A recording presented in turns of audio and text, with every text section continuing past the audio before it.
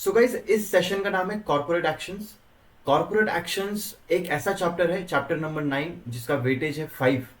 सो 5 weightage के लिए हम लोग देखने वाले। बट कॉर्पोरेट एक्शंस को आपको क्यों देखना है, क्यों आपको स्टडी करना है? अगर आप एनआईएसएम की रिसर्च एनालिस्ट के एग्जाम दे रहे हैं तो आप देख रहे हैं, सही है। बट इसके अलावा अगर आप एनआईएसएम की एग्जाम नहीं दे रहे हैं तो भी कॉर्पोरेट एक्शंस कहीं ना कहीं पे आपके लिए एक बहुत ही बेस्ट चैप्टर रहेगा। अगर आप स्टॉक मार्केट में इंटरेस्ट रखते हैं तो कॉर्पोरेट एक्शंस आपके लिए बहुत ही जरूरी चैप्टर है। कॉर्पोरेट एक्शंस अगर आप देखेंगे ध्यान से, कॉर्पोरेट एक्शंस मतलब ये ऐसी एक्शंस होती हैं जो कंपनीज लेती हैं और उसका इंपैक्ट कहीं ना कहीं पे कंपनीज बोल सकते हैं, या फिर अलग अलग कॉर्पोरेट एक्शंस होती हैं। ठीक है, तो ये जो कॉर्पोरेट एक्शंस है ये जब ली जाती हैं तो इसका इंपैक्ट कहीं ना कहीं पे शेयर होल्डर पे होता है, मार्केट पार्टिसिपेंट्स के ऊपर होता है। तो कहीं ना कहीं पे जो है इसका इम्पैक्ट पड़ता है हमारे नॉर्मल लोगों के ऊपर। बट फिनेंस बैकग्राउंड ना होने की वजह से, या फिर सीए या जो भी बोल सकते हैं आप, कॉमर्स बैकग्राउंड ना होने की वजह से ये कहीं ना कहीं पे आपको कॉर्पोरेट एक्शन समझ में नहीं आते हैं। तो कॉर्पोरेट एक्शंस को आज के चैप्टर में समझेंगे। इसका फायदा आपको ये मिलेगा कि लाइक जो भी स्टॉक मार्केट की जो न्यूज आती है वो आप समझ पाओगे। कोई स्टॉक डिविडेंड दे रहा है, राइट इश्यूज हैं, बोनस इश्यूज हैं, स्टॉक स्प्लिट्स हैं। राइट, यहाँ पे देखिए आप, स्टॉक स्प्लिट्स हैं, मिर्जर्स हैं, एक्वाइजेशन है या डीमिर्जर है, स्पिन ऑफ है, स्कीम ऑफ अरेंजमेंट है, लोन रिस्ट्रक्चर है, बायबैक है। ये सब चीजें आज हम लोग देखने वाले हैं। डीलिस्टिंग, लिस्टिंग क्या होती है, शेयर स्वैप क्या होता है। ठीक है, इन पर्टिकुलर कॉर्पोरेट एक्शंस में क्या क्या चीजें आपको ध्यान देनी है एज अ रिसर्च एनालिस्ट, या फिर अगर आप एज अ स्टूडेंट देख रहे हैं, बस समझने के लिए देख रहे हैं, तो आपको किन चीजों का क्या ध्यान देना है। कब आपको अपने शेयर्स को एग्जिट करना है, कब पहले ही आपको पैसा निकाल लेना है, कब डालना है, किस चीज में कहां फायदा होगा, ये सब चीजें हम लोग देखेंगे कॉर्पोरेट एक्शंस के अंदर। ये चैप्टर स्टार्ट करने से पहले मैं आपको सबको रिक्वेस्ट करूंगा कि आप लोग लाइक कर दीजिए, कमेंट कर दीजिए और चैनल को सब्सक्राइब कर दीजिए और बेल आइकन दबाना ना भूलिए, क्योंकि आगे चल के ऐसे काफी इंटरेस्टिंग वीडियोस में लेके आने वाला हूँ। एक और चीज, जिन लोगों ने चैनल को सब्सक्राइब किया है उसके अलावा कुछ भी आपके डाउट्स हैं, कुछ भी क्वेश्चन है, आप मुझे ट्विटर पे पूछ सकते हैं, जो कि मेरे वेबकैम के नीचे आपको एक मेरा यूजर नेम दिख रहा होगा।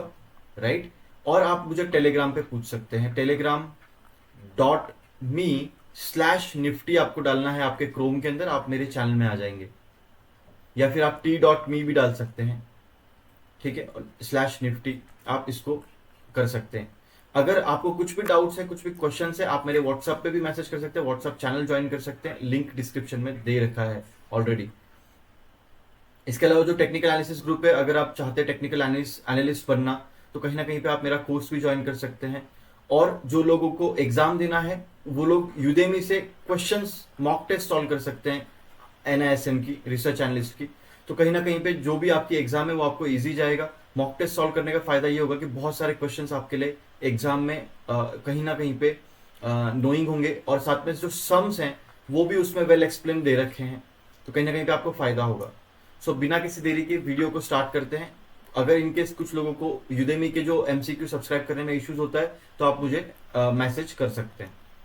सो फर्स्ट पॉइंट है फिलोसॉफी ऑफ कॉर्पोरेट एक्शंस। क्या होती है philosophy? A company initiative serves action apart from those related it's business. ठीक है, बिजनेस से रिलेटेड जो भी एक्शंस ली जाती हैं उसको कॉर्पोरेट एक्शन बोला जाता है। They have direct implication for the stakeholders. जो भी स्टेक होल्डर्स है उनके ऊपर कहीं ना कहीं पे इन चीजों का फर्क पड़ता है, इन एक्शंस का फर्क पड़ता है, तो उन पर ध्यान देना जरूरी है। बहुत सारे न्यूज मार्केट में होते हैं, वो भी आपको समझ नहीं आते, वो आपको इस सेशन के बाद में समझने आने लगेंगे। ठीक है, so this includes sharing of surplus. ठीक है, एक तो सरप्लस है जो कंपनी के पास में, वो अगर शेयर कर रहे हैं with share holders in the form of dividend. इसमें डिविडेंड भी इंक्लूड हो सकता है। डिविडेंड मतलब क्या होता है वो लोग हम लोग आगे देखने वाले हैं। बट कहीं ना कहीं पे कंपनी के पास जो सरप्लस पड़ा होता है, एक्स्ट्रा पैसा पड़ा होता है, वो कंपनी बांट देती है, तो वो कहीं ना कहीं पे डिविडेंड के तौर पे मिलता है। ये एक्शन भी हो सकती है। Change in capital structure through the further issue of shares. अगर नए शेयर्स इशू होते हैं तो कहीं ना कहीं पे कैपिटल स्ट्रक्चर में चेंज होता है, तो वो भी हम लोग इस सेशन में देखेंगे। राइट इश्यूज हो गए, बोनस शेयर्स हो गए, जो भी चीजें रहेंगी वो हम लोग इस सेशन में देखेंगे। बायबैक्स क्या होता है वो हम लोग देखेंगे। अगर कोई कंपनी बायबैक करती है उस टाइम पे आपको क्या एक्शंस लेने हैं, या एक्चुअल में इन्वेस्टर्स को क्या लेना करना होता है वो हम समझेंगे यहाँ पे। मीजर्स और एक्वाइजेशन क्या होता है, किसी कंपनी के ऊपर किसी का दो कंपनीज का मिर्ज होना, या फिर किसी कंपनी का किसी दूसरे कंपनी की तरफ से खरीदा जाना, ये क्या होता है देखेंगे। डीलिस्टिंग क्या होता है, और हर एक रूल भी हम लोग समझेंगे, सेबी के क्या रूल्स है इनके लिए, ये भी हम लोग समझेंगे। रेजिंग डेप्ट और या फिर अदर्स कुछ भी डेप्ट अगर बढ़ा रहे हैं, कोई कंपनी अगर पैसा रेज कर रही है तो कैसे रेज करती है, ये हम लोग देखेंगे। ठीक है, so in company that has in a company that has made a public issue of the share, the interest of the minority investor has to be protected. Minority investor कौन है? ये आप हैं, आप और मैं हैं माइनॉरिटी इन्वेस्टर, जो कि कम क्वांटिटीज में पैसा डालते हैं। हमारा इंटरेस्ट, हमारा जो ट्रस्ट है मार्केट के ऊपर, वो खराब नहीं होना चाहिए। इस चीज का कहीं ना कहीं पे एक सेबी जो है कहीं ना कहीं पे एक कोशिश करती है कि हमारा ट्रस्ट और हमारा जो फेथ है मार्केट के ऊपर वो बना रहे। उसके वजह से जो कॉर्पोरेट एक्शन है ये पहले ही बता दी जाती है हमें कि लाइक ये सब चीजें होने वाली है, ये न्यूज में आता है। ये हर एक कंपनी को कंपल्सरीली बताना पड़ता है कि यार हम लोग ये कॉर्पोरेट एक्शन लेने जा रहे हैं। इसके लिए बहुत सारे न्यूज में आपको कहीं ना कहीं पे आ जाता है कि विप्रो का जो है बायबैक है, या किसी स्टॉक का जो है मिर्जर हो रहा है, एक्वाइजेशन हो रहा है, अदानी अंबुजा सीमेंट ले रहा है, ये सब न्यूज आपको दिख जाती है। Corporate actions are regulated by provision of the following. Okay, provisions of the following. तो देखो एग्जाम में क्वेश्चन आपको ये आ सकता है कि कॉर्पोरेट एक्शंस रेगुलेटेड हैं किससे? Provision, regulated by provisions. कौन से प्रोविजन से? ये है प्रोविजन ऑफ कंपनी एक्ट 2013। तो तीन आपको ऑप्शंस रहेंगे, उसमें एक चौथा रहेगा जिसमें आपको और ढूंढना रहेगा। तो कंपनीज एक्ट 2000, देखो कंपनीज एक्ट तो रहेगा ही, क्योंकि ऑब्वियसली कॉर्पोरेट एक्शन है, कंपनी के एक्शन है, तो कंपनी एक्ट तो रहने ही वाला है। ठीक है, relevance regulation of SEBI, obviously जो रेगुलेशन सेबी के हैं वो भी रहने वाले हैं, रिलेवेंस रेगुलेशंस ऑफ सेबी। ठीक है, तो सेबी इसके ऊपर नजर रखती है, क्योंकि सेबी ही सब चीजों को देखती है, इन सब कॉर्पोरेट एक्शंस के ऊपर नजर होती है, पकड़ होती है। Terms of listing agreement entered into with the stock exchange. जब कोई भी कंपनी लिस्ट होती है स्टॉक मार्केट के अंदर, स्टॉक एक्सचेंज के अंदर, तो उस टाइम पे एक लिस्टिंग एग्रीमेंट होता है जिसके ऊपर साइन करती है वो। ठीक है, सेबी उस पर साइन करवाता है। तो वो लिस्टेड जो डॉक्यूमेंट है या एग्रीमेंट है उसके ऊपर भी सब चीजें लिखी होती है, कॉर्पोरेट एक्शंस के बारे में सब चीजें क्लियरली लिखा होता है। All corporate actions therefore need to follow the requirement prescribed by this regulations. जो रेगुलेशंस है उसके हिसाब से ये सारे कॉर्पोरेट एक्शंस होने चाहिए। ठीक है, this includes giving notice to the regulator. तो पहले, सबसे पहले तो रेगुलेटर को जो है नोटिस देना पड़ता है कि हमको ये कॉर्पोरेट एक्शन लेनी है, हमको बायबैक करना है, हमको डिविडेंड देना है, हमको जो भी चीजें, ये सब चीजें पहले बोलना, बताना पड़ता है। और रेगुलेटर कौन है? हम सबके माए बाप सेबी जो रेगुलेटर है हमारे, उनको बताना पड़ता है कि यार हम जो हमारी कंपनी लिस्टेड है स्टॉक मार्केट में, हम लोग डिविडेंड देना चाह रहे हैं, हम लोग जो है राइट इशू करने वाले हैं, जो भी चीजें हैं ये बताना पड़ता है। और वही सब चीजें आपको न्यूज में भी आती हैं, क्योंकि वो कहीं ना कहीं पे वेबसाइट्स पे भी अवेलेबल होती हैं। जब आप एनएससी इंडिया के साइट पे जाते हैं, मैं आपको दिखा दूं अगर यहाँ पे, जस्ट अ सेकेंड। जब आप यहाँ पे एनएससी इंडिया के साइट पे जाते हैं, तो यहाँ पे जब आप देखेंगे मार्केट डेटा में हम लोग जब आते हैं, तो यहाँ पे देखिए IPO, offer for sale, mutual, ये सारे कॉर्पोरेट एक्शन है। राइट्स देखिए आप, ठीक है, यहाँ पे कुछ कॉर्पोरेट एक्शन है, कुछ यहाँ पे नहीं भी है। ठीक है, जस्ट अ सेकेंड। ठीक है, इसी में ही आपको सारे कॉर्पोरेट एक्शन नहीं और भी कहीं पे आते हैं, जस्ट अ सेकेंड। ठीक है, दैट्स ओके। बट उस यहाँ पे कॉर्पोरेट एक्शंस में जब मैं मार्केट डेटा पे जाता हूँ तो आईपीओ कौन कौन सा आने वाला है यहाँ पे आ जाता है। ठीक है, कॉर्पोरेट एक्शन में आईपीओ नहीं आता है, बट बहुत सारी चीजें जैसे ऑफर फॉर सेल है, या फिर देखिए यहाँ पे राइट्स है। ठीक है, राइट्स इशू या फिर जो सब चीजें यहाँ पे आ जाती हैं पहले से ही। तो कहीं ना कहीं पे एक जो है कहीं ना कहीं पे जो है आपको वेबसाइट्स के ऊपर डेटा आ जाता है। ठीक है, या फिर अगर आप डायरेक्टली सर्च भी करेंगे कॉर्पोरेट एक्शंस, शायद से आ जाए कॉर्पोरेट एक्शंस, अगर आ जाए एनएससी के तो शायद से हमें कुछ वेबसाइट वगैरह मिल जाए उसके लिए। वैसे तो स्क्रीनर डॉट इन मोल, देखो कॉर्पोरेट एक्शंस यहाँ पे लिखा हुआ है। ठीक है, यहाँ पे कॉर्पोरेट एक्शंस आ जाएंगी सारी आपकी मार्केट की। ठीक है, तो यहाँ पे देखेंगे अगर आप तो सारे हैं, डिपोजिटरी रिसिप्ट्स है, अमेरिकन जो हमने सीखे, ग्लोबल डिपोजिटरी रिसिप्ट्स, इनके बारे में आपको कुछ पढ़ना है तो यहाँ पे आ जाएगा। तो जो भी डिपोजिट, जो भी कॉर्पोरेट एक्शन है सब इसमें यहाँ पे दिखेगा। देखो राइट्स है, क्यूआईबीज हैं। ठीक है, देन उसके बाद में सब कुछ यहाँ से ही, जो बड़े बड़े जो वेबसाइट्स हैं फिनेंस के, जहाँ से न्यूज वगैरह आप देखते हैं, वो लोग यहीं से डेटा कलेक्ट करते हैं, इन वेबसाइट से डेटा कलेक्ट करते हैं। स्टॉक एक्सचेंज की जो वेबसाइट है वहां से डेटा कलेक्ट करते हैं। पिछले सेशन में मैंने आपको बताया था। तो रेगुलेटर के पास में जाके बताना पड़ता है, और स्टेक होल्डर को भी जो है बताना पड़ता है। जो भी स्टेक होल्डर्स हैं जो जिनके ऊपर इम्पैक्ट पड़ सकता है, उन लोगों को बताना पड़ता है कि आपका जो स्टॉक में जो है ये कॉर्पोरेट एक्शन ली जा रही है। And following disclosure norms laid down in the applicable clause, ठीक है। Corporate benefits and actions as defined above apply to all investor who appear in the register of the member। जब कोई corporate action होगी, जैसे bonus हो गया या right issue हो गया या कुछ भी हो गया, तो इन सब चीजों का इंपैक्ट मैंने आपको बताया था कि जो इन्वेस्टर है उनके ऊपर होगा ही होगा। कभी उसमें इन्वेस्टर को लगता है कि हमारा फायदा है, कभी लगता नहीं है, बोनस इशू हो गया, स्प्लिट हो गए स्टॉक्स। तो ये जब चीजें होती हैं, ये होती हैं तो उन इन्वेस्टर के साथ में होगी जो लोग एक पर्टिकुलर डेट तक उस कॉर्पोरेट एक्शन में लिस्टेड है। मतलब जैसे कि अगर जब कोई कॉर्पोरेट एक्शन हो रही है, डिविडेंड मिल रहा है, तो वहां पे एक डेट बताई जाएगी कि ये इस महीने के इस डेट से पहले जिन लोगों ने पैसा रखा हुआ था हमारे स्टॉक के अंदर या इन्वेस्टर्स थे, वही लोगों को ये कॉर्पोरेट एक्शन मिलेगी या कॉर्पोरेट एक्शन उनके साथ में ये होने वाली है। जैसे डिविडेंड है तो डिविडेंड का एक डेट बताया जाएगा। तो ऐसा नहीं है कि डिविडेंड डिक्लेयर हुआ और आप दूसरे दिन डिविडेंड के जहां पे डिक्लेयर हो रहा है डिविडेंड, वहां पे जाके आप जो है पैसा डाल दो और वो डिविडेंड का मजा उठाओ। ऐसा नहीं होता है। वो 1 या 2 महीने पहले की जो डेट रहेगी, उस डेट के हिसाब से वो बता देंगे कि इस डेट से पहले के जो इन्वेस्टर्स है उनको ही डिविडेंड मिलेगा, उसके बाद वालों को नहीं मिलेगा। तो एक डेट भी जो है वहां पे डिफाइन हो जाती है। जब हम लोग हर एक कॉर्पोरेट एक्शन देखेंगे तो उसके अंदर हमें डेट भी बताई जाएगी कि इतना 30 डेज पहले ये वो सब चीजें। If shares are held in physical form और इन्वेस्टर, जैसे कि ये कॉर्पोरेट एक्शन उनके साथ तो होगी जिनके पास में जो है डीमटेरियलाइज फॉर्म में है, बट जिनके पास में मटेरियलाइज है या जो जिनके पास में फिजिकल फॉर्म में है, तो उन लोगों के साथ में भी उनको भी एक टाइम मिलेगा, या डिपोजिटरी के पास में से जाके वो लोग कर सकते हैं, या फिर उनको एक टाइम मिलेगा, उस स्पेसिफिक टाइम के अंदर वो लोग एक्शंस ले सकते हैं। तो भले ही उनके पास में फिजिकल फॉर्म में सिक्योरिटीज हैं, बट स्टिल उनको ये कॉर्पोरेट एक्शंस का बेनिफिट मिलेगा, या अगर जो भी बेनिफिट है या फिर कुछ भी प्रॉब्लम्स हैं वो मिलेगा। खाली सिर्फ बेनिफिट नहीं होता है, कुछ लोगों को नुकसान भी होता है, तो नुकसान भी हो सकता है, तो वो नुकसान भी मिलेगा। In order to determine this the company announces a record date और बुक क्लोजर पीरियड। देखो, एक रिकॉर्ड डेट रहेगा और एक बुक क्लोजर पीरियड रहता है। And investor whose name appear on the records, जिस इन्वेस्टर का रिकॉर्ड में नाम रहेगा, एंड ऑन दिस डेट, जो डेट रहेगी उस डेट तक एक इन्वेस्टर का उसमें नाम रहेगा रिकॉर्ड बुक में, उसी वही एलिजिबल रहेगा shareholder to receive the notice on the relevant corporate action.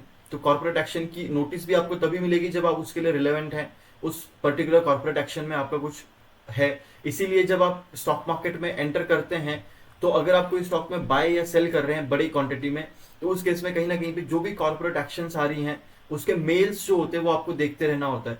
जैसे मेरे पास में कुछ टाइम पहले ईद पेरी का स्टॉक था, तो उसके वोटिंग राइट्स जो है, वोटिंग का कुछ तो उसमें था, वोट करना था, तो उस केस में कहीं ना कहीं पे मेरे पास में थाउजेंड्स क्वांटिटी थे, तो उस केस में कहीं ना कहीं पे जो है मेरे राइट्स रहेंगे 1000 शेयर्स के हिसाब से वोट करना।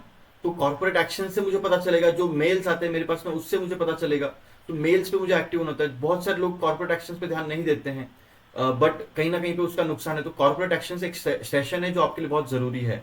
सो अब हम लोग फाइनली यहाँ से कॉर्पोरेट एक्शन के लिए स्टार्ट कर रहे हैं। कुछ इससे पहले आपको डाउट्स है, कुछ भी क्वेश्चन है तो आप मुझे पूछ सकते हैं। अब डिविडेंड क्या होता है, मैंने पिछले सेशन में भी आपको एक बार एक शॉर्ट में बताया था कि डिविडेंड एक कंपनी है, अगर XYZ LTD, इसको मैं थोड़ा सा जूम इन कर देता हूं यहाँ पे, एंड XYZ LTD एक कंपनी है, तो कहीं ना कहीं पे जो कंपनी है इसको एक प्रॉफिट होता है, नेट प्रॉफिट होता है।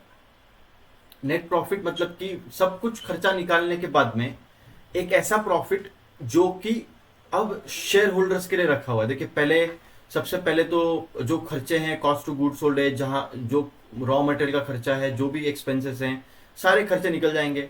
उसके बाद में फिर आती है बारी किसकी, एक सेकंड ना, इसको मैं बड़ा कर लेता हूँ। हाँ, उसके बाद में किसकी बारी आती है, सारे खर्चे निकलने के बाद में, जस्ट अ सेकंड, हाँ हाँ यस, उसके बाद में सब होने के बाद में हम लोगों को जो कॉस्ट निकल गया सारा, फिर हम लोगों को गवर्नमेंट को जो है टैक्स, सॉरी, जो उससे पहले हमें क्या करना है, जो डेट ले रखा है हमने, जो लोन लेके रखा हुआ है, उसका सारा इंटरेस्ट भरना है, रीपेमेंट करना है, ठीक है।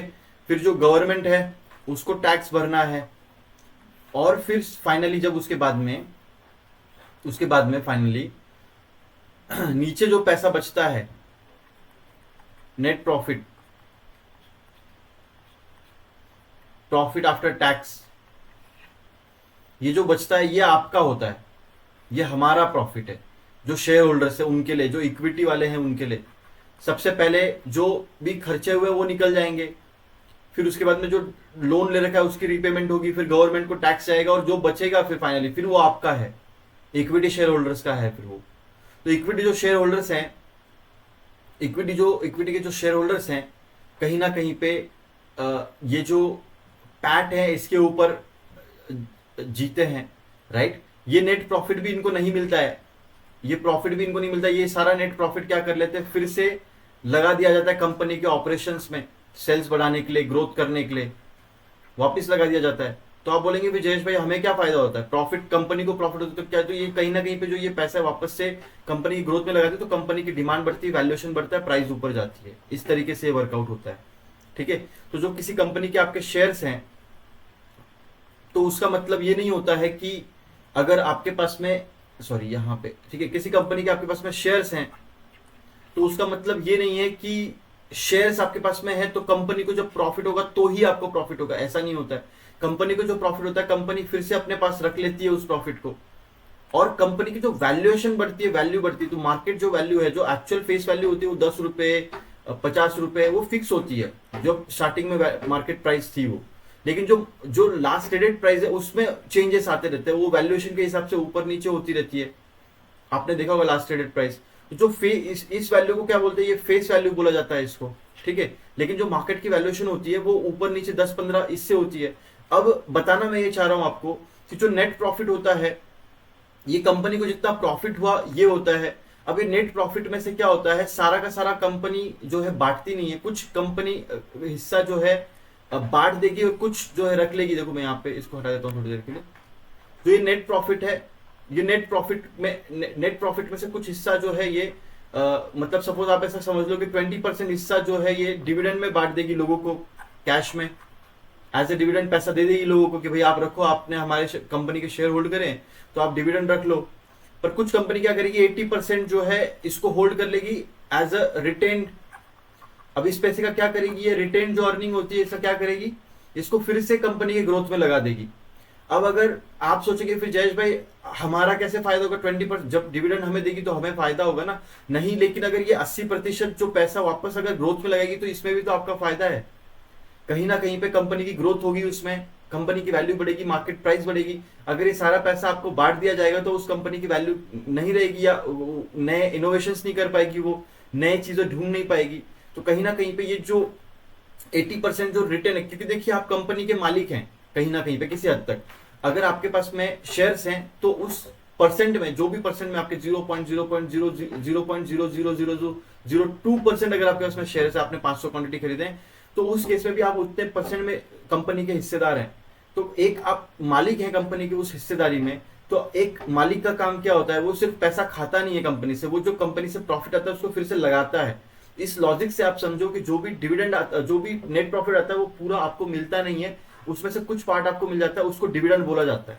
अभी जो डिविडेंड होता है ये परसेंटेज के ऊपर मिलता है। तो अगर कोई यहां पे अगर मैं आपको बताऊं कि फेस वैल्यू एक है दे रखी है, सपोज 5 रुपए की फेस वैल्यू, सॉरी 10 रुपए की एक फेस वैल्यू है यहां पे, ठीक है, 10 रुपए की एक फेस वैल्यू दे रखी है स्टॉक की। तो जो डिविडेंड आता है वो बोला जाता है कि डिविडेंड जो है 20% का डिविडेंड है, इस पे 20% का डिविडेंड डिक्लेयर किया है कंपनी ने। तो 10 रुपीज के ऊपर 20% का डिविडेंड, मतलब डिविडेंड पर शेयर कितना आएगा, वो आएगा 2 रुपए का, ठीक है। दो मतलब एक शेयर के ऊपर 2 रुपए का डिविडेंड है। आपके पास में 1000 शेयर्स हैं।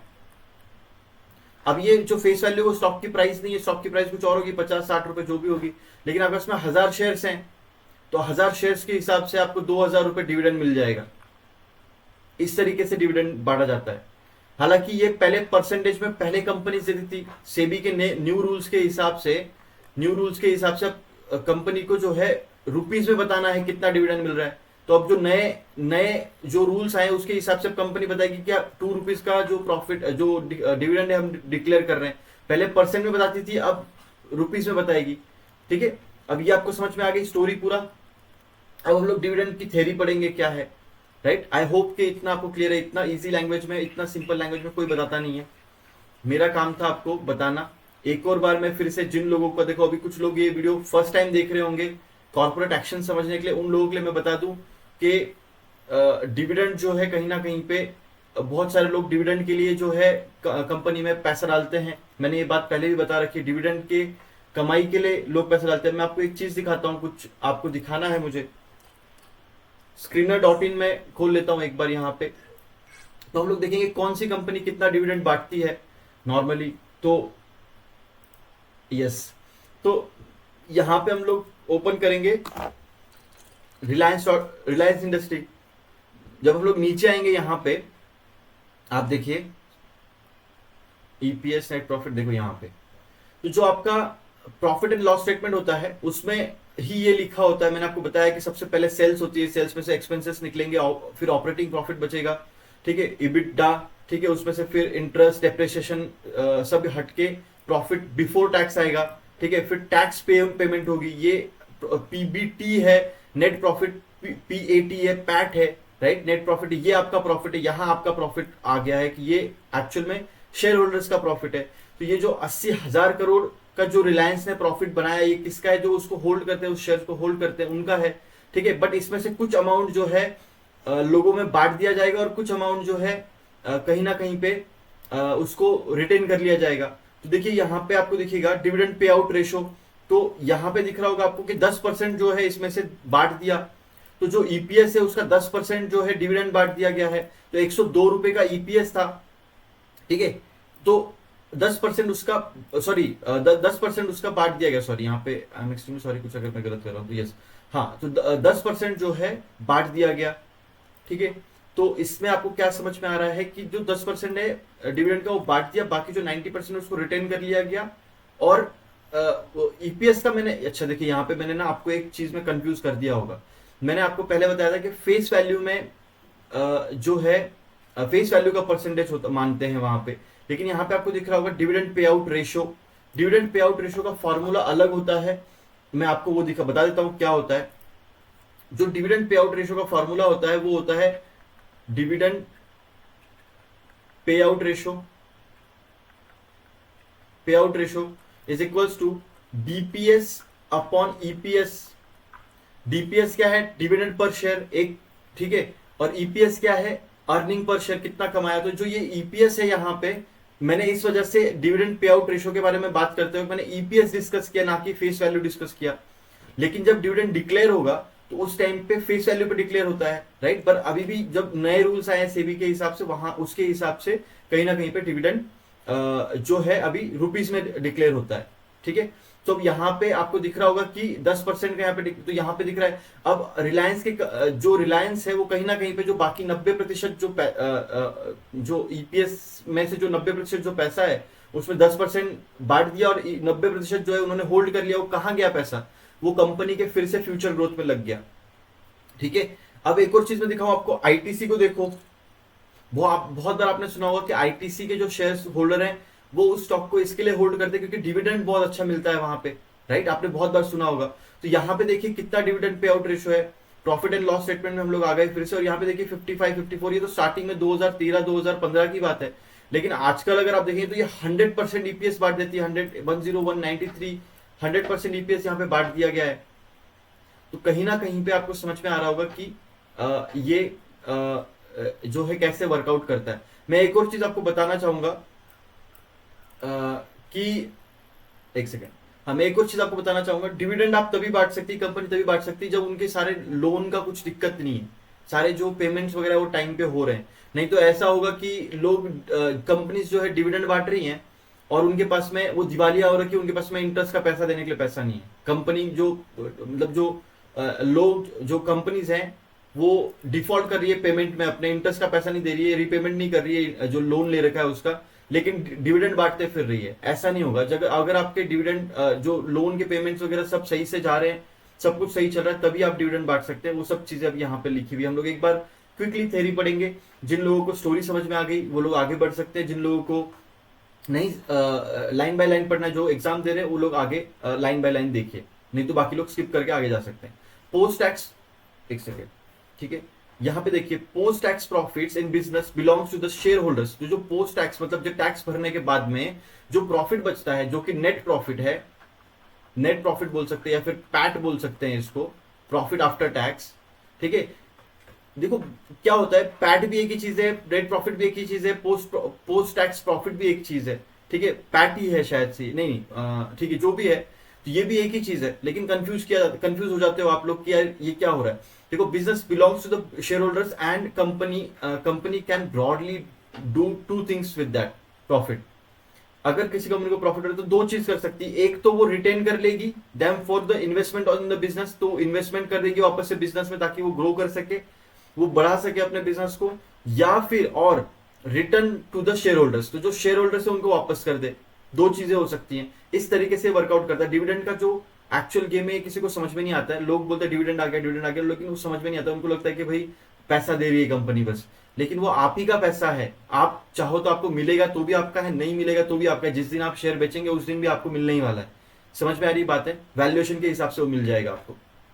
If the company choose to return the money to the shareholders in equal portion, सबको इक्वल पोर्शन बांटेगी, ऐसा नहीं किसी को ज्यादा दे रही है किसी को कम दे रही है। तो जब वो चूज करती है देना, तो इसको बोलते हैं dividend, declare as a dividend. ठीक है, क्लियर है, सिंपल था बहुत ही, मैंने आपको ऑलरेडी बता रखा है। In practice companies distribute part of the profit and retain part of the profit in the business, तो बिजनेस में कुछ पार्ट रिटेन कर लेती है। The portion of distribution and the retention of the profit will depend upon the opportunities available for the plugging back profit in the business. अगर देखो,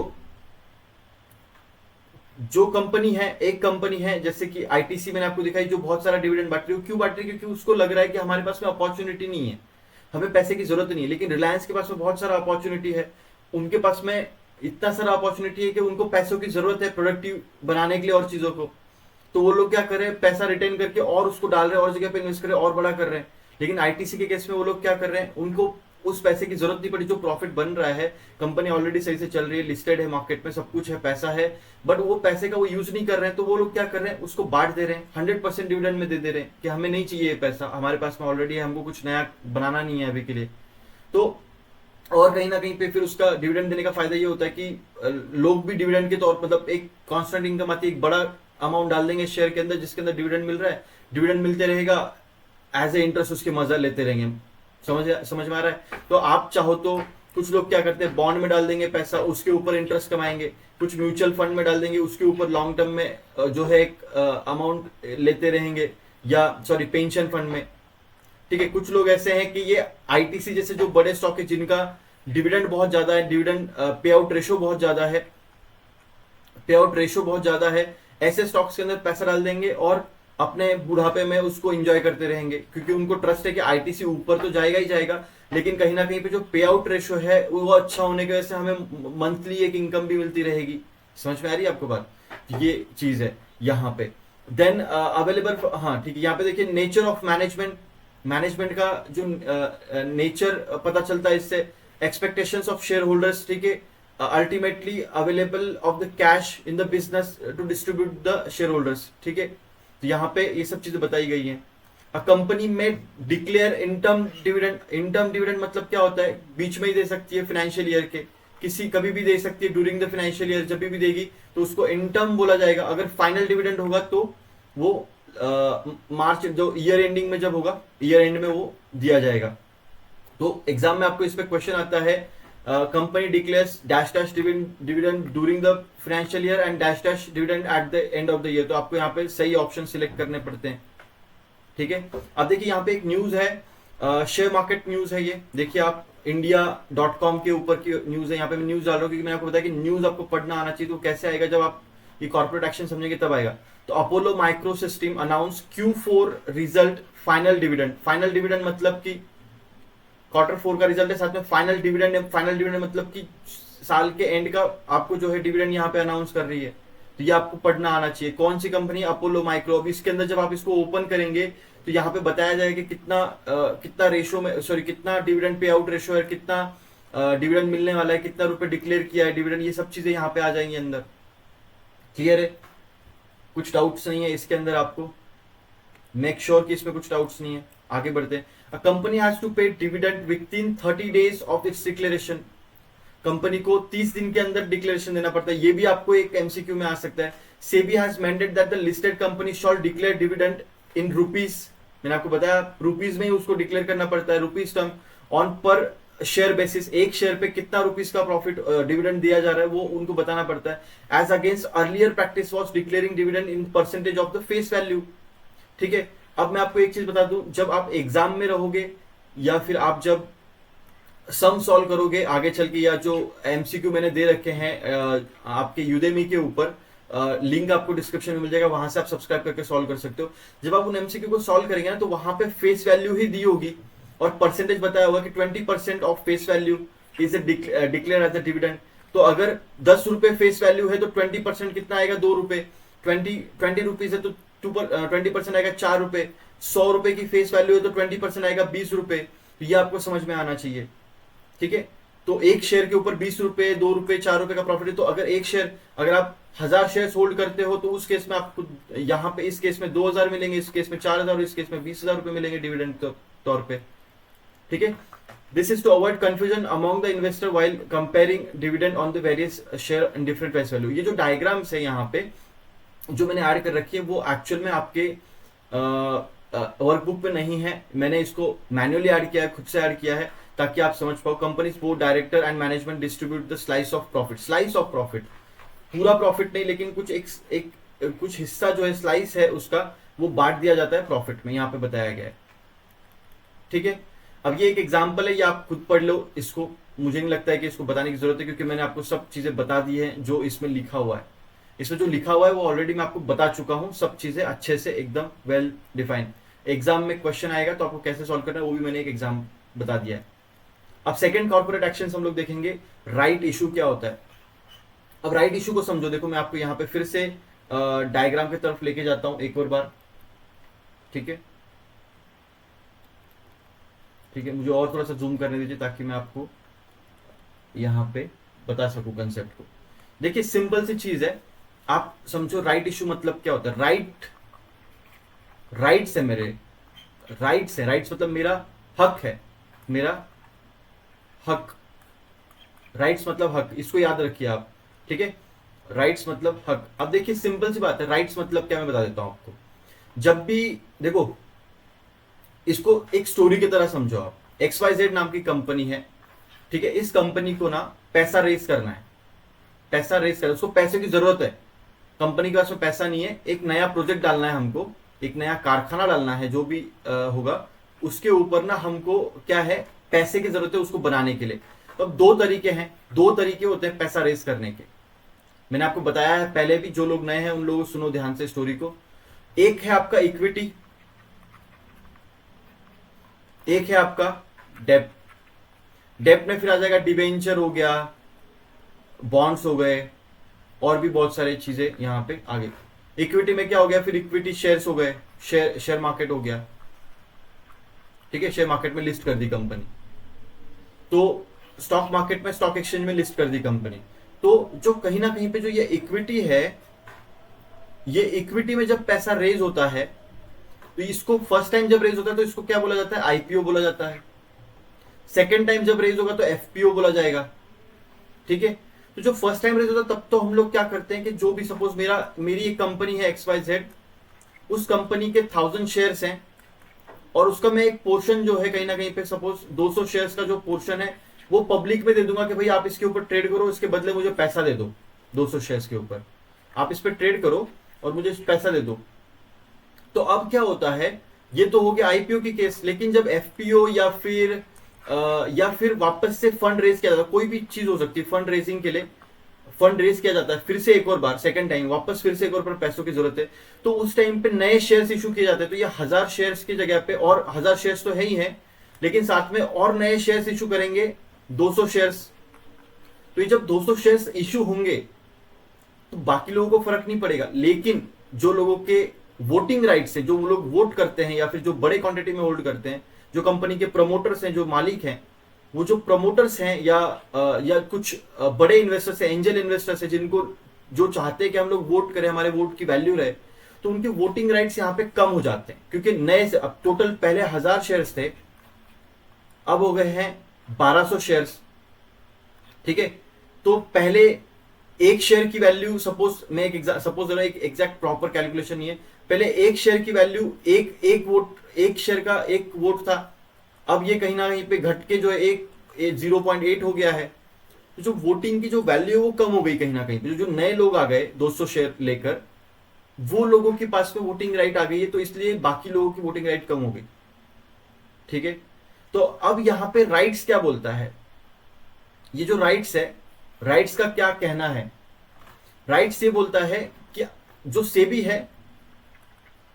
है जो ध्यान रखती है इन सब चीजों का, कि किसी का नुकसान ना हो जाए, किसी के वोटिंग राइट्स कम ना हो जाए, कोई घपला ना कर दे अलग से रेस करके शेयर्स को, और उन शेयर्स को फिर से खरीद के वो खुद का वोटिंग राइट्स बढ़ा के कंपनी के ऊपर हक ना कर ले, ये सब चीजें ना हो, इसके लिए सेबी ने क्या करा है, एक कंसेप्ट निकाली है राइट्स। राइट्स मतलब कि जो पहले से होल्ड कर रहे हैं शेयर्स, जो हजार शेयर्स होल्ड कर रहे थे, जो लोग जिनके पास में 1:1 का वोटिंग राइट था, इनको राइट्स दिया जाए, पहले आप शेयर खरीदो।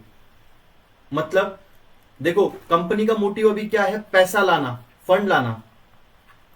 अब वो फंड मतलब पब्लिक में स्टॉक एक्सचेंज में जाके स्टॉक एक्सचेंज में जाकर आए, वो फंड स्टॉक एक्सचेंज में लिस्ट होने के बाद में, नए शेयर्स की लिस्टिंग होने के बाद में आए, या फिर जो एग्जिस्टिंग पहले से इन्वेस्टर है वो लोग और पैसा डाल दें तब आए, तो कुछ फर्क है क्या? उनको फंड चाहिए तो फंड मिल जाएगा, लेकिन जो एग्जिस्टिंग जो शेयर होल्डर्स हैं, जो लोग हैं जिनके पास में पहले से क्वांटिटी होल्ड है, उन्होंने पैसा डाल के रखा है कंपनी में, उनकी जो वोटिंग राइट्स है वो उनके पास में मेंटेन रहेंगे,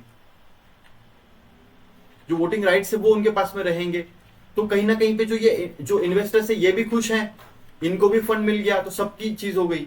राइट, समझ में आ रहा है? लेकिन अगर ये जो इन्वेस्टर्स है, ये लोग बोलते हैं कि नहीं, हमें कोई वोटिंग राइट से लेना देना नहीं है, आप इशू मतलब हमारे पास में पैसा भी नहीं है, ना वोटिंग राइट से लेना देना है, आप जाके जो है इसको पब्लिक से पैसा ले लो। तो जो वोटिंग राइट है वो एक्सरसाइज नहीं कर रहे हैं, तो उस केस में ये लोग क्या करेंगे, यहां से पैसा ना लेके पब्लिक के पास चले जाएंगे, और पब्लिक को बोलेंगे कि हम लोग नया 200 शेयर इशू कर रहे हैं, आप हमको पैसा दो। ठीक है, बट लेकिन अगर ऐसा होता है, यहां पे ऐसा होता है कि ये जो वोटिंग राइट से लोग पैसा दे देते हैं यहां पे, और वोट जो ये रेडी हो जाता है, सॉरी, कि हम लोग रेडी हैं नए शेयर्स खरीदने के लिए, हमारे वोटिंग राइट्स बचाने के लिए, तो उस केस में कंपनी जो है इनको डिस्काउंट देती है। क्यों डिस्काउंट देती है? क्योंकि अगर इन्होंने बोला कि हमको मार्केट से भी शेयर लेने हैं 200, आपसे भी शेयर लेने हैं 200, दोनों जगह से 200 शेयर ही लेना है हमको, राइट, तो हम लोग मार्केट से जाके ले लेते, आपसे क्यों ले? तो उस टाइम पे जो मार्केट से जाके लेंगे, तो जो पहले से जो शेयर्स मार्केट में ट्रेड हो रहे हैं प्राइमरी मार्केट के अंदर, वो शेयर्स ही ये लोग 200 शेयर उठा लेंगे कहीं ना कहीं से, 200 2 लाख जो भी शेयर्स उस टाइम पे जो कंपनी के हिसाब से जो रहेंगे, ये बड़े लेवल पे होता है, 200 में खाली एक एग्जांपल दे रहा हूं आपको। तो उस टाइम पे क्या होगा कि प्राइस बढ़ जाएगी, बस, और कुछ नहीं होगा, तो फंड जो है वो नहीं मिल पाएगा कंपनी को, एक जो नया अमाउंट है वो नहीं मिल पाएगा। तो कंपनी बोलती है आप ना वहां से लेने से अच्छा हमसे ले लो, हम आपको 10% डिस्काउंट में दे देंगे शेयर्स, या आपको हम लोग 5% डिस्काउंट पे दे देंगे शेयर्स। तो जब भी कोई फंड रेज होता है, राइट इशू होता है, तो राइट इशू होना मतलब कि कंपनी आपको बोल रही है कि हमको फंड चाहिए है और हमारे पास में पैसा नहीं है, इसके लिए हमें फंड इकट्ठा करना है। तो वो फंड जो है वो हम लोग चाहे तो मार्केट से ले सकते हैं, लेकिन अगर हम लोग मार्केट से लेंगे तो आपका जो वोटिंग राइट्स है वो डाइल्यूट हो जाएगा। वो वोटिंग राइट्स डाइल्यूट ना हो, इसके लिए हम लोग कहीं ना कहीं पे आपको पहले ऑप्शन देते हैं कि आपका वोटिंग राइट डाइल्यूट ना हो तो आप ही खरीद लो और शेयर्स। अगर आप खरीद लेंगे तो आपका वोटिंग राइट भी डाइल्यूट नहीं होगा और हमें फंड भी मिल जाएगा, दोनों का काम हो जाएगा। समझ में आ रही है चीज? तो वोटिंग राइट्स अगर उन्होंने हमारी कंपनी किसी को वोटिंग राइट्स दिए, अगर उन्होंने वो एक्सेस कर लिया उस वोटिंग राइट को, तो उस केस में वो हमें पैसा देंगे और हम लोग उसको नए शेयर्स देंगे। पर डिस्काउंट रेट पे देंगे, और नहीं करती तो हम लोग पब्लिक से जाके पैसा ले लेंगे, फिर उस टाइम पे कोई भी इशू नहीं रहेगा। सेबी को भी कुछ इशू नहीं है क्योंकि आपने राइट इशू कर रखा है। तो ये जो राइट इशू होता है ये कॉर्पोरेट एक्शन है कि बताना कंपनी राइट इश्यूज जो एग्जिस्टिंग शेयर होल्डर्स है उनको बताना। तो राइट इशू का मेल आ जाता है अगर आप किसी शेयर को होल्ड कर रहे हो और वो राइट इशू करती है, नया फंड करती है, तो उस केस में कहीं ना कहीं पे जो है आपको मेल आ जाता है। अब बात में आपको एक और चीज बताता हूँ, राइट इशू के हिसाब से आप शेयर्स ले सकते हो, राइट ले सकते हो, लेकिन जब आप एक छोटे इन्वेस्टर हो, आप और मैं जैसे हम लोग 100-200 क्वांटिटी करते हैं, हम लोगों को वोटिंग से कोई लेने देना नहीं है, हमको बस प्रॉफिट मिल जाए, डिविडेंड मिल जाए, हम लोग उससे खुश रहते हैं, राइट।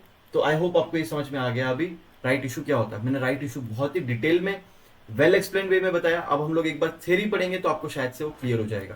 देखो, when company needs additional equity capital it has two choices. एक तो वो क्या कर सकती है, ask more money from the existing share holder, जो कि राइट इशू से होगा, राइट, और go for the fresh set of investors. एक तो नए इन्वेस्टर के पास में जाए पैसा लेने के लिए, रेस करने के लिए पैसा, या फिर वो क्या करे कि एग्जिस्टिंग जो शेयर होल्डर्स हैं उनके पास चले जाए। जैसे हमारे पास में विप्रो के 100 क्वांटिटीज हैं, विप्रो आके बोल रहा है कि आप ना, हम लोग राइट, हमको पैसों की जरूरत है, आप हमें और पैसे दे दो। अगर आप नहीं देंगे तो आपकी एक शेयर की वैल्यू 1 है, तो आपके 100 शेयर के हिसाब से आपके 100 वोट्स हैं आपके। लेकिन अगर आप आज के दिन में नहीं लेंगे तो हम लोग जो नए जो शेयर्स इकट्ठा करेंगे तो आपके 100 शेयर्स की जो वोटिंग राइट्स है वो सिर्फ 50 रह जाएगी। तो हम लोग आपको राइट्स देते हैं, आप हमारे कंपनी के पहले से इन्वेस्टर है, तो आप हमारे लिए सब कुछ हैं, तो हम आपको राइट्स देते हैं, वो राइट्स आपको मिलते हैं उसको बाय करने के लिए, ठीक है। यहां पे देखिए अभी, if company choose a latter one, ठीक है, that is issue shares to the fresh set of investor, proportionate holding of the existing shareholders get diluted. अगर आप इसको नॉर्मल पढ़े तो आपको समझ में नहीं आता, लेकिन अब आपको समझ में आ रहा होगा कि अगर हम लोग नए सेट ऑफ इन्वेस्टर लेते हैं तो उस केस में जो प्रोपोर्शनेट जो होल्डिंग होगी एग्जिस्टिंग शेयर होल्डर की वो डाइल्यूट हो जाएगी, राइट। तो मैं बार बार राइट बोलता हूं, उसको इग्नोर करिए। बहुत सारे लोग कमेंट में बार बार राइट राइट राइट लिख रहे हैं, दैट्स ओके, मेरा फायदा हो रहा है उसमें, बट अब आदत है तो क्या करें, उसको चेंज नहीं कर सकते, ठीक है। For example, company have 10 lakh shares of 10 each, ठीक है, 10 लाख शेयर है कंपनी के पास में, 10 रुपए प्राइस है। अगर कहीं ना कहीं पे अगर देखो नए शेयर्स अगर देखो issue paid capital of 1 crore रुपए, नया कैपिटल रेज होता है, तो उस टाइम पे ये जो 10 लाख शेयर्स की जो वैल्यू है वो 10 शेयर्स तो 10 लाख रहेंगे और 10 रुपए का एक रहेगा, लेकिन प्रॉब्लम ये है कि जो वोटिंग राइट्स है वो कम हो जाएंगे, ठीक है। तो वो समझना। अब यहाँ पे वही लिखा हुआ है, देखिए यहाँ पे, if it is issued another 10 lakh shares, अगर दूसरे 10 लाख शेयर आ जाएंगे set of investor to increase its capital बढ़ाने के लिए, the proportion held by the existing shareholder will come down to half. वही लिखा हुआ है यहाँ पे, सो पढ़ लो आप एक बार, ये जो मैंने आपको बता दिया ऑलरेडी वही सब चीजें। अब देखो यहाँ पे एक कंपनी है, एक डायग्राम मैंने डाली है खुद से, आपके वर्कबुक में नहीं है। ये अपॉर्चुनिटी ऑफर करती है किसको, एग्जिस्टिंग शेयर होल्डर को, एग्जिस्टिंग शेयर होल्डर जो ऑलरेडी हैं, टू बाय एडिशनल शेयर्स, ठीक है, किस रेट पे, डिस्काउंटेड प्राइस के ऊपर, ठीक है, डायरेक्टली फ्रॉम कंपनी से लेने हैं, ना कि मार्केट से। देखो ये एडिशनल शेयर, आप देखो सिंपल सी बात है, एडिशनल शेयर अगर आप मार्केट से लोगे, कंपनी से लोगे, बात तो सेम पड़ेगी ना आपका। तो सिंपल सी बात है, आपका राइट डाइल्यूट ना हो जाए इसके लिए, वोटिंग राइट आपका डाइल्यूट ना हो जाए इसके लिए आप कंपनी से शेयर लो या मार्केट से उठा लो उतने शेयर, बात आपके लिए दोनों सेम रहने वाली है। लेकिन कंपनी बोलती है कि हमें फंड चाहिए, इसके लिए आपको हमसे उठाना है शेयर्स। तो अगर कंपनी से उठाना है शेयर्स को, तो कंपनी बोलेगी कि हम आपको 5% डिस्काउंट दे देंगे, तो डिस्काउंटेड रेट पे वो मिलता है, क्लियर है। Subscribing to right issue is choice and not compulsion for the investor. अगर आप एक इन्वेस्टर है, आपके मुझे बहुत सारे राइट्स के मैसेज आते रहते हैं कभी कभी जो मैं होल्ड करता हूँ, बीच में कोई राइट्स का इशू आता है, मैं उसको ध्यान नहीं देता हूँ, क्योंकि मेरे पास में 100 क्वांटिटी में क्या वोट करने जाऊंगा। इवन जब वोटिंग का कुछ मेल आता है तो मैं वोट भी नहीं करता हूँ, कुछ भी नहीं करता हूँ, ठीक है। तो ये चीज होती, वोटिंग होती नहीं है, ठीक है। दे may be bye share offer to them under the right issue और let them choice expire without any action. तो आप चाहो, दे मे by the shares offered to them, वो ऑफर किए हुए शेयर्स ले लें, या फिर जो है वो क्या करें, उसको एक्सपायर होने तक छोड़ दे, कोई भी एक्शन ही ना ले उसके ऊपर, without taking any action. May choose to transfer rights या फिर एक और चीज आप कर सकते हैं, एक तो आप क्या कर लोगे, राइट्स को एक्सरसाइज करके बाय कर लोगे उन शेयर्स को कि वोटिंग राइट कम ना हो, या फिर आप कोई एक्शन ही नहीं लोगे, नन ऑफ एक्शन आप लोगे, या फिर आप उस राइट को किसी और को दे दोगे। किसको दे दोगे आप? अनदर पर्सन को। आप उस राइट को एंटाइटलमेंट कर सकते हो किसी और को। ठीक है, समझ में आ गई बात? This is called shares under the right issue are generally offered at discount to the prevailing market price. जो राइट्स में जो शेयर्स दिए जाते हैं वो कहीं ना कहीं पे ऑफर्ड किए जाते हैं डिस्काउंटेड रेट के ऊपर। ठीक है, a right issue of the share is must follow the right issue of the share must follow the SEBI regulation on the issue of the share. ठीक है, जो सेबी के जो रेगुलेशंस हैं उनको फॉलो करना जरूरी होता है कहीं ना कहीं पे। A listed company making right issue shall fix a record date. एक रिकॉर्ड डेट फिक्स करनी पड़ेगी कि अब तक इस डेट तक राइट इशू होने वाला है। आप चाहो तो शेयर्स आप ले सकते हो, या फिर हम लोग जाके पब्लिक से ले लेंगे। Determine the eligibility to the rights. Eligible कौन है उस पर्सन के लिए, वो भी एलिजिबल पर्सन कौन है वो भी वहां पे डिफाइन होगा। The company must have letter of offer giving details of issue including the purpose for which the funds are been raise. तो जो ऑफर है, गिविंग डिटेल्स, जो ऑफर लेटर है वो भी देना पड़ता है। साथ ही में जो रीजन है फंड रेज करने का वो भी बताना पड़ता है कंपनी को। कंपनी को कुछ एक XYZ काम है, उसके लिए 1600 करोड़ रुपए चाहिए हैं, तो वो 1600 करोड़ रुपए रेज कर रही है कंपनी, ये बताना पड़ता है, रीजन बताना पड़ता है। तभी जाके लोग भी बोलते नहीं यार चलो पैसा रेज कर रही है कंपनी, मतलब हम लोग भी पैसा देंगे तो कंपनी पैसा यूज करके कुछ और बड़ा काम करेगी और हमारे प्रॉफिट होगा उसके अंदर। The draft letter of the offer must file with the SEBI. तो जो ड्राफ्ट होता है वो पहले सेबी को दिया जाता है। And abridged letter of an offer must be dispatch to the investor. जितने भी इन्वेस्टर है उनको ईमेल से लेटर आ जाता है। ठीक है, at least 3 days before the issue open. तो जो राइट इशू ओपन होता है उससे पहले 3 दिन पहले आपको एटलीस्ट बोला है, उसके 15 दिन 10 दिन पहले भी आ सकता है। Investor can apply on the plain paper if they do not receive any application form. तो अगर एप्लीकेशन फॉर्म नहीं मिलता है मेल्स के थ्रू तो आप प्लेन पेपर पे भी इसको अप्लाई कर सकते हैं। देखो ये लाइन बहुत जरूरी है, इस लाइन को एग्जाम में आना ही है, फिक्स आना है आपको, क्योंकि देखो इसमें से 5 क्वेश्चन है और ये लाइन आती है राइट इशू के ऊपर, फिक्स आएगा एक क्वेश्चन। मैं आपको लिख के देता हूं, आपके एग्जाम में क्वेश्चन आएगा। Right issue is open for subscription for minimum 15 days। Minimum क्या है? मिनिमम 15 है, याद रखो मिनिमम 15 है, और मैक्सिमम कितना है? 30 days। ये याद रख लो आप। तो आपको एग्जाम में डैश डैश आ जाता है यहाँ पे, और ये मिनिमम का नीचे मिनिमम हो जाएगा, ऊपर मैक्सिमम हो जाएगा। तो ये आपको देख लेना है, मिनिमम के साइड में आपको 15 सिलेक्ट करना है, मैक्सिमम में 30। ठीक है, ये आएगा एग्जाम में, याद रखना। इसके लिए मैंने उसको अंडरलाइन भी किया है और साथ में उसको ये भी किया, आता ही है क्योंकि चैप्टर छोटा है। इसमें से राइट इशू सबसे मेन पॉइंट है इसका, इसमें से एक क्वेश्चन आता है और एक क्वेश्चन आने के लिए यही वाला आता है। ठीक है, as a result of right issue total number of outstanding share goes up. क्योंकि ऑब्वियसली राइट इशू किया है तो पहले 1000 शेयर्स थे, अब वो 1200 हो गए, तो टोटल नंबर जो शेयर्स के थे वो बढ़ गए। वही यहाँ पे लिखा हुआ है, राइट, कि जो टोटल नंबर ऑफ शेयर्स है वो outstanding shares goes up and corresponding increase in the cash. Cash बढ़ जाएगा क्योंकि पैसा आ गया नया। Okay, the asset side of the balance sheet, cash and asset side भी बढ़ जाएगी बैलेंस शीट की। समझ में आ गई आपको? If all the shareholders subscribe to their full entitlement right, their proportionate ownership remain unchanged and the number of shares held by them goes up. ये क्या लिखा है? जो शेयर होल्डर्स हैं अगर वो फुल एंटाइटलमेंट कर लेते हैं, मतलब पहले 1000 शेयर्स थे, अब वो और 1000 शेयर्स खरीद लेते हैं, तो उनका जो देयर प्रोपोर्शनेट ऑफ ऑनरशिप, जो उनकी ऑनरशिप है वो 100% सिक्योर हो जाती है, अनचेंज रहती है। लेकिन जो उनके शेयर्स हैं उनकी प्राइस बढ़ जाती है, क्योंकि 1000 और 1000 अब 2000 हो गए शेयर्स, बताया गया है। देखो यहाँ पे 2 न्यूज है। अजूनी बायोटेक एलटीडी 43.81 करोड़ रुपीस का इन्होंने राइट किया है, तो इनको ये फंड की जरूरत है। उन्होंने राइट ओपन किया है मई 21 को। ठीक है, मिंट में एक न्यूज आई है, मिष्ठान फूड्स करके है, राइट इशू करा है इन्होंने, opening for bidding at 25% premium. 25% premium से राइट इशू करा है। Should you apply? ठीक है, अगर आपके पास में है तो, आपके पास में शेयर है तो आप अप्लाई कर सकते हैं ना। ठीक है, क्लियर है इतना?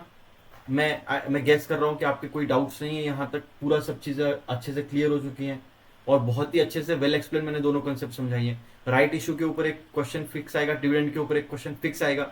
डिविडेंड के कल के सेशन में 7th नंबर के चैप्टर में भी आपने देखा होगा कि डिविडेंड के बारे में मैंने कुछ चीज बताई थी, वो भी आप जाके देखो एक बार। 7 नहीं सॉरी 8th नंबर के चैप्टर में मैंने डिविडेंड के बारे में कुछ बताया था एंड में, वो भी आप देखो जाके।